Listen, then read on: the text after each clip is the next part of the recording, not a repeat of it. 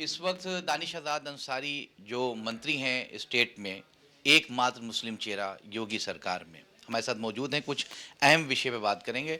कल राम गोपाल यादव ने बाकायदा कुछ ऐसी बातें स्पीच में कह दी जिसमें आपकी पार्टी बहुत एग्रेसिव मूड में आ गई है। क्या कहना है इस पे? देखिए, समाजवादी पार्टी ने हमेशा समाज को गुमराह करने के एजेंडे के साथ राजनीति की है और समाजवादी पार्टी का हमारे देश के वीर सैनिकों पे इस तरह की टिप्पणी ये कहीं से भी एक्सेप्टेबल नहीं है। बहुत दुर्भाग्यपूर्ण है कि समाजवादी पार्टी के नेताओं ने जिस तरीके से अभद्र टिप्पणी की हमारे देश के सैनिकों पे। हमारे देश के सैनिकों पे हमें गर्व है, अभिमान है, वो हमारे देश की शान है, देश की प्रतिष्ठा है। और जिस तरीके से ऑपरेशन सिंदूर के पूरे इस मामले में हमारे देश के सैनिकों ने न केवल आतंकवादियों को घुटनों पर लाया, बल्कि आतंकवाद को पोषित करने वाले देश पाकिस्तान के भी हौसले पस्त करने का काम ये हमारे देश की सेना ने किया। तो इस अभूतपूर्व पराक्रम के लिए पूरा देश उनको उनका अभिनंदन कर रहा है, उनका स्वागत कर रहा है, उनकी प्रशंसा कर रहा है। ऐसे समय में समाजवादी पार्टी का ऐसा बयान ये दर्शाता है कि उनका असली चरित्र क्या है। देखिए, एक पार्टी फोरम पे पीएमओ की तरफ से भी, कि पीएमओ की तरफ से एक बात आई कि राजनाथ सिंह जी जो आपके रक्षा मंत्री हैं भारत सरकार में, कि वो इसका जवाब देंगे। उन्होंने कहा कि जाति धर्म विशेष पे सेना को लेके कोई भी टिप्पणी अगर करेगा तो बर्दाश्त नहीं होगी। निश्चित तौर पे इस सेना के लिए इस तरीके की बातें करना कहीं से भी एक्सेप्टेबल नहीं है। हमारे चाहे वो कोई भी हो। देखिए, एकदम देश की सेना हमारी मान है, हमारा अभिमान है।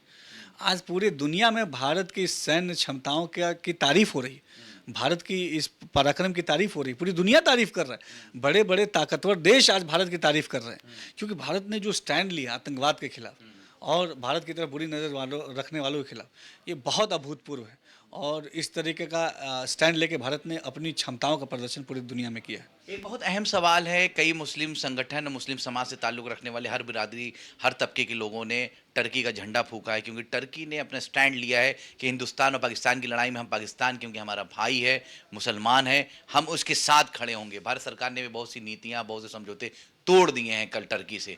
तो टर्की को लेके आप क्या सोचते हैं? देखिए, इन तमाम मसलों पे जो फॉरेन डिपार्टमेंट अपना ऑफिशियल आपको बयान बताएगा, लेकिन हम भारतीय हैं।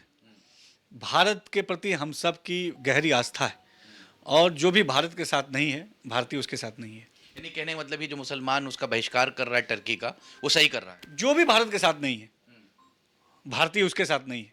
भारतीय में हमारे हिंदू भाई भी हैं, मुस्लिम भाई भी हैं, सिख भाई भी हैं, क्रिश्चियन जैन सभी भाई हैं।